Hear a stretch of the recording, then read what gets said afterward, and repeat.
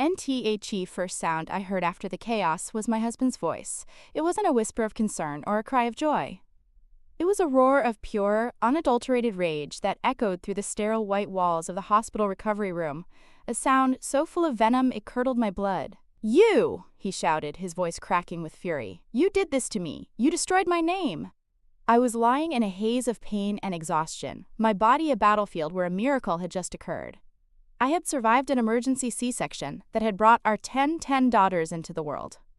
Their first cries, a symphony of life from the adjoining NICU, should have been the only sound that mattered. But his voice drowned them out.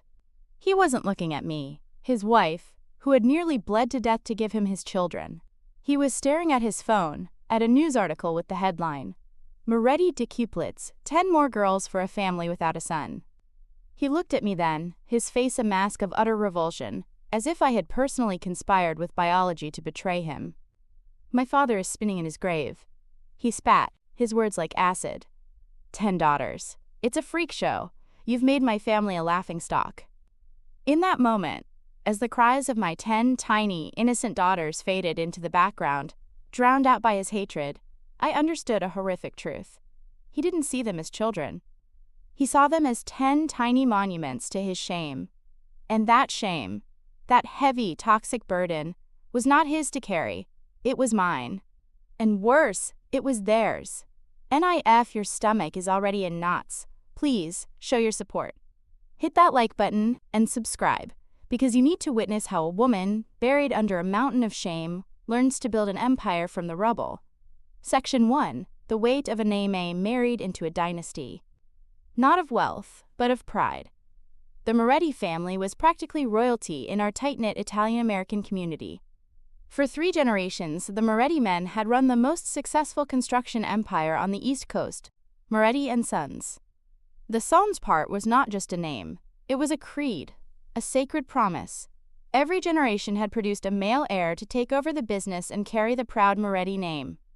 My husband Marco was the current king. He was handsome, powerful, and utterly obsessed with the legacy that had been placed on his shoulders from birth. He was the only son of an only son. The pressure on him to produce his own heir was immense, a crushing weight he bore with a mixture of pride and terror. And I was a librarian, a quiet woman who loved books more than people. He saw me as the perfect vessel for his legacy. I was traditional, from a good family, and I understood the importance of duty. I mistook his intensity for passion, his obsession for a deep sense of family loyalty. He courted me with promises of a grand life, a family that would be the envy of our community. "You will be the mother of the next Moretti king, Sophia," he'd whisper, his hand on my stomach long before I was ever pregnant. "You will give me my son." I didn't see it as a demand then. I saw it as our shared dream. And our wedding was a grand affair, a display of Moretti power and influence. His father, a stern, imposing man named Antonio, gave a speech that was less a toast and more a charge. He spoke of legacy, of duty, and of the sacred responsibility. Marco and I now had to ensure the continuation of the Moretti name. He looked directly at me as he said it. The message was clear. My worth as a wife, as a Moretti, would be measured by my ability to produce a son. NTHE first 2 years of our marriage were a clinical, joyless campaign to conceive. When we finally had our first child, a beautiful girl we named Isabella, the family's disappointment was a tangible thing. Antonio patted Marco on the back and said, "Don't worry. The first one is for practice." Marco tried to hide his own disappointment, but I saw it in his eyes. He loved Isabella, but his love was tinged with the sadness of what she was not. When our second daughter, Gabriella, was born a year later, the pretense was dropped. The family's reaction was cold. Marco's was distant. The pressure intensified, becoming a toxic cloud that suffocated our marriage. When I discovered I was pregnant for the 3rd time, I was filled with a sense of dread. Marco insisted we see a fertility specialist, a man famous for gender selection, though he never used those words. The process was humiliating, reducing the miracle of life to a series of injections and procedures designed to maximize the chances of conceiving a boy. It was during one of these appointments that the unthinkable happened. The specialist, his face pale, stared at the ultrasound screen in disbelief. "This is unprecedented," he stammered. "Mrs. Moretti, you have an extreme case of ovarian hyperstimulation, but more than that, you're pregnant, with multiples." He brought in another doctor. They counted, their voices hushed with awe and horror. "I'm counting 10, the specialist finally said, looking at me as if I were a medical anomaly. "You're pregnant with decuplets, NTEN babies." The number was so vast it felt like a fiction. But then came the blow that would seal my fate. "And the chromosomal markers," the doctor said, his voice soft with pity. "They are all consistent, all female. 10 more daughters." The room spun. This wasn't a blessing. This was a curse. This was the end of my life as I knew it. I knew I couldn't tell Marco, not the whole truth. His fragile pride, his obsession with his name, would shatter. His disappointment would curdle into something monstrous. NSO, I lied. I told him I was pregnant with multiples, but I let him believe the genders were unknown. I allowed him to cling to the desperate, statistically impossible hope that at least one, maybe even a few, would be boys. This lie was my shield, a stay of execution. His hope was the only thing keeping his simmering rage from boiling over. The news of the Moretti decuplets became a media sensation. My life became a circus. We were on magazine covers, the subject of talk shows. Marco played the part of the proud, virile patriarch, his chest puffed out, accepting the congratulations of the world. He was the man who had fathered 10 children at once. In his mind, the sheer number of them guaranteed a son. "There's no way they're all girls, right?" he'd say to me at night, a desperate plea in his eyes. God wouldn't be that cruel. NTHE pregnancy was a medical marvel and a living hell. I was confined to a specialized hospital wing, my body swelling to an unrecognizable size. My every moment was monitored, my life no longer my own. The doctors, fearing for my life and the viability of the babies, urged me to consider selective reduction. Each time, I refused. They were my children. All of them. My decision only fueled Marco's anxiety. He saw it as a risk to his investment. He wanted a healthy son, and he didn't care about the 9 other lives that came with him. NNTHE delivery was a meticulously planned military operation. A team of over 30 doctors and nurses filled the massive operating room. It was the medical event of the year. Marco was there, not by my side, but in a special observation room with his father, Antonio, watching the proceedings like spectators at a championship game. One by one, my daughters were brought into the world. With each birth, a number was announced. Baby number 1 is a girl. A flicker of disappointment on Marco's face through the glass. Baby number 2 is a girl. The disappointment hardened. Baby number 3 is a girl. His jaw tightened. I watched him through a haze of drugs and surgery, my heart breaking with each announcement. I wasn't just giving birth to my daughters. I was delivering the 10 verdicts of my failure. NBY, the time the 10th tiny girl was delivered, the mood in the observation room had turned funereal. Marco's face was a thundercloud of rage. Antonio, his grandfather, simply turned his back and walked out of the room. The surgery had been a success. All 10 of my daughters were alive, whisked away to the NICU, and I had, against all odds, survived. But I had failed in my one true purpose. When they wheeled me into the recovery room, Marco was already there. He wasn't waiting for me. He was pacing, his phone in his hand, his face contorted with a rage so pure it was terrifying. That's when he saw the headline and unleashed his fury upon me. "You destroyed my name," he roared. The words hit me harder than any post-surgical pain. He wasn't just angry, he was disgusted. He looked at me with the same contempt he would a business partner who had betrayed him and bankrupted the company. He didn't see the mother of his children. He saw the architect of his humiliation. NHE stormed out of the room, leaving me in a silence that was more deafening than his shouting. A nurse came in a few minutes later, her face a mixture of pity and awe. "You have 10 beautiful, healthy daughters, Mrs. Moretti," she said softly. "You're a miracle." But I didn't feel like a miracle. I felt like a failure. I felt the crushing weight of the Moretti name settle onto my shoulders. He had shouted that I had destroyed his name, but what he had really done was transfer its burden to me and to the 10 innocent souls crying in the room next door. They weren't just his daughters, they were his shame, and I was their mother. Bringing the girls home was a logistical nightmare and an emotional minefield. We had to hire a team of round-the-clock nurses. Our beautiful, spacious home was transformed into a crowded, chaotic nursery. It was a house of whispers. The nurses whispered about Marco's coldness. My own family, who tried to help, whispered about my misfortune. And the community, our community, whispered the loudest. We were no longer a symbol of pride. We were a spectacle, a tragedy, a joke. The Moretti family, the dynasty of sons, had ended in a flood of daughters. Marco treated our home like a hotel he was forced to stay in.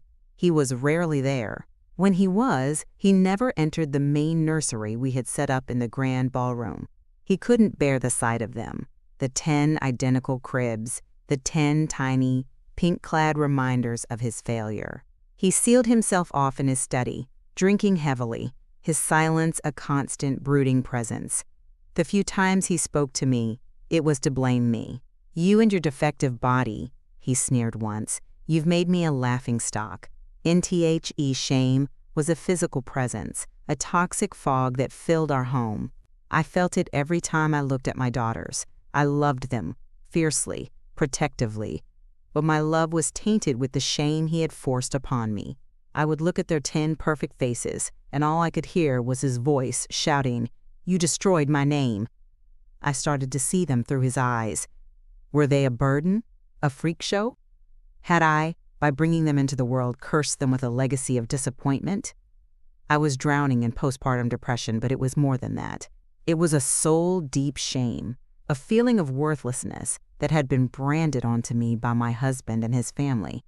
NTHE breaking point came at their christening. It was a massive, public affair, demanded by Antonio to keep up appearances. The church was packed. I stood at the altar, holding 2 of my daughters, with nurses and family members holding the other 8. Marco stood beside me, his face like stone. When the priest announced each of their names, names I had chosen, names like hope, grace, and faith, a murmur went through the crowd. 10 girls. You could feel the pity, the morbid curiosity. After the ceremony, at the reception, Antonio cornered me. His eyes were cold. "You have brought shame on this family, Sophia," he said, his voice a low hiss. 10 girls. It is a sign of weakness, his weakness, your failure. He then turned and walked away, leaving me standing, alone, in a room full of people, feeling more isolated than I ever had in my life. I was not just the mother of 10 daughters. I was the carrier of the Moretti shame. Something broke in me that day, but it wasn't my spirit, it was the chains of shame. Standing there, publicly condemned by the patriarch of the family, I felt a sudden, clarifying rage. They wanted to shame me. They wanted to see my daughters as a symbol of weakness. I would show them what a woman, a mother of 10 daughters, was capable of. I would not let them define my children by their gender. I would build a new legacy for them, a legacy of strength, resilience, and power, right under the noses of the men who had discarded us. NMY rebellion started quietly. I had been a silent partner in the Moretti empire, my name on documents I had never read. I started reading them. I had a degree in library science, a master's in information management. I was trained to find patterns, to organize chaos. I started by organizing the chaos of the Moretti family's finances. While Marco was out drinking his bitterness away, I was in his study, not drinking, but studying. I taught myself business management, corporate finance, and contract law. I discovered that the Moretti construction empire, while outwardly successful, was an old-fashioned, inefficient machine, bleeding money through outdated practices and lazy management.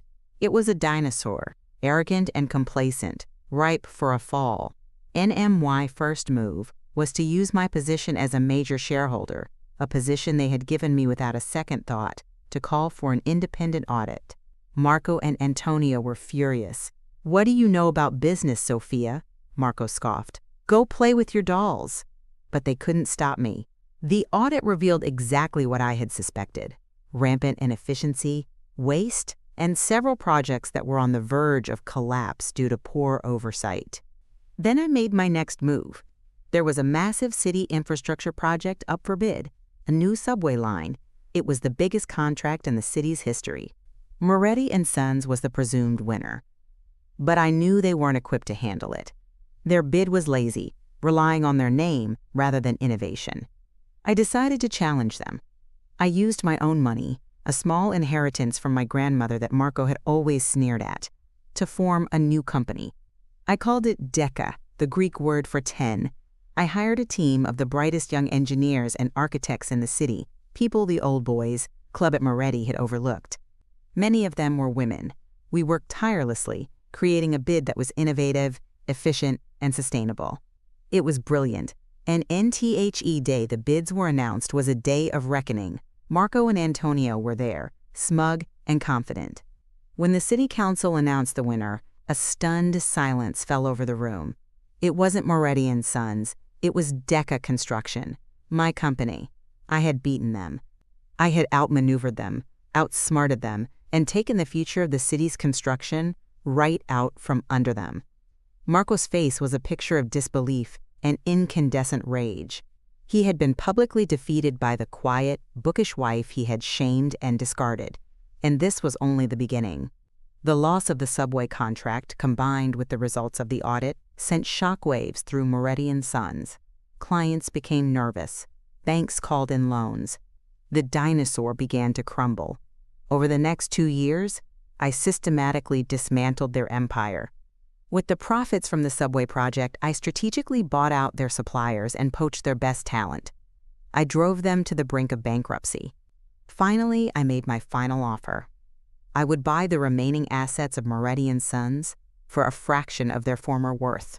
They had no choice but to accept. NTHE Day. I signed the papers. I walked into the boardroom of the company that had defined my life and my shame. Marco and Antonio were there, 2 defeated old men. I looked at the sign on the wall, Moretti and Sons. I turned to my assistant. "Have that taken down," I said, "and replace it with the new name." The next day, a new sign went up. It read, Moretti and Daughters. I had not destroyed his name. I had redefined it. I had taken a name synonymous with a fragile male pride and transformed it into a symbol of female power and resilience. The story was irresistible to the media. The woman who was shamed for having 10 daughters had taken over her husband's empire and renamed it in their honor. We were no longer a freak show. We were a dynasty, and years passed. My daughters grew up in a house filled not with shame, but with pride. They grew up watching their mother build an empire. They learned about business not from textbooks, but at the dinner table. They were smart, ambitious, and compassionate. They were 10 unique, brilliant young women who knew that their gender was not a limitation, but a source of strength. Moretti and Daughters became one of the most successful and respected construction firms in the country, known for its innovation, its integrity, and its commitment to promoting women in the industry. And I never divorced Marco. It was the final, most exquisite part of my victory. He was forced to live in the house that I owned, to live off the success of the company that I ran, a powerless, pathetic figurehead in a world that he had lost. He was a king in exile, living in the shadow of the matriarch who had overthrown him. His punishment was to witness, every single day, the success of the daughters he had despised and the woman he had tried to destroy. And one evening I was in my home office, going over blueprints. My 10 daughters, now young women on the verge of their own careers, were all there, arguing and laughing as they worked on a project together. Isabella, my eldest, was a gifted architect. Gabriella was a brilliant engineer. The others were finding their own paths in finance, law, and design. They were the future of the company. They were my legacy. Marco appeared in the doorway, a ghost from another era. He looked at his 10 daughters, these powerful, confident women, and then he looked at me, the woman in charge.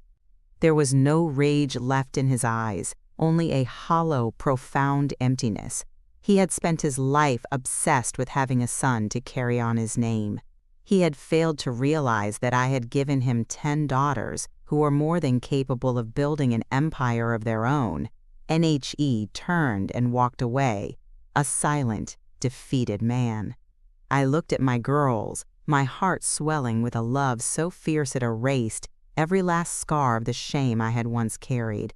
He had shouted that I had destroyed his name. But he was wrong. I hadn't destroyed it. I had saved it from the small, fragile pride of men and rebuilt it with the enduring strength of women.